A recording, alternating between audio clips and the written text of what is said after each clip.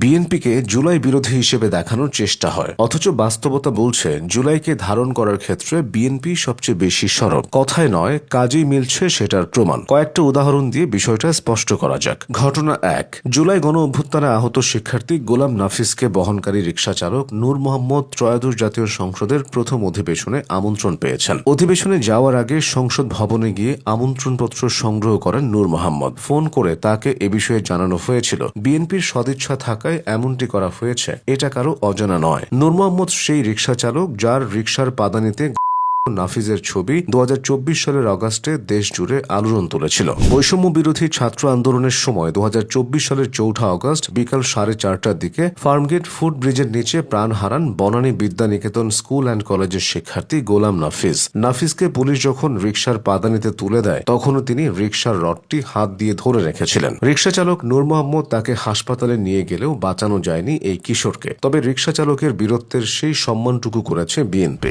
ঘটনা 2। বিএনপি সম্মান করেছে জুলাই গণ অভ্যুত্থানে অংশ নেওয়া আন্দোলনকারীদের। সম্প্রতি মুক্তিযুদ্ধের প্রেক্ষাপট টেনে জুলাই অভ্যুত্থানে অংশ নেওয়া ছাত্র জনতার আইনি সুরক্ষার পক্ষে জোরালো অবস্থান ব্যক্ত করেছেন স্বরাষ্ট্রমন্ত্রী সালাউদ্দিন আহমেদ। তার ভাষ্যমতে, ময়দানে প্রতিপক্ষের বিরুদ্ধে নেওয়া পদক্ষেপকে মানবাধিকার লঙ্ঘন বলা যাবে না। জুলাই অভ্যুত্থানে যারা নেতৃত্ব দিয়েছেন বা অংশ নিয়েছেন, তাদের ক্ষেত্রে দায় মুক্তি বা ইন্ডেমনিটি দেওয়ার সিদ্ধান্তের পক্ষেও অবস্থান জানান বিএনপির এই অন্যতম শীর্ষ নেতা। সালাউদ্দিন আহমেদ বলেছেন, এখন যদি বলা হয় যে তাদের অর্থাৎ তৎকালীন রাষ্ট্রীয় বাহিনী মামলা করতে দিতে হবে, তাহলে তো মুক্তিযোদ্ধাদের বিরুদ্ধে রাজাকার দায়ে মামলা করার মতো অবস্থা হবে। তিনি আরো বলেছেন, মুক্তিযুদ্ধের সময় মুক্তিযোদ্ধাদের হাতে মানবাধিকার লঙ্ঘন হয়েছে, কিন্তু আগে বলা হতো everything is fair in love and war. মূলত জুলাই নিয়ে সালাউদ্দিন আহমেদের এই অবস্থানটাই বিএনপির অবস্থান। ঘটনা 3। ছাত্র গণ অভ্যুত্থানে যারা নেতৃত্ব দিয়েছে তাদের সুরক্ষা বিষয়ে জুলাই সনদে সম্মিলিতভাবে যে সিদ্ধান্ত হয়েছে,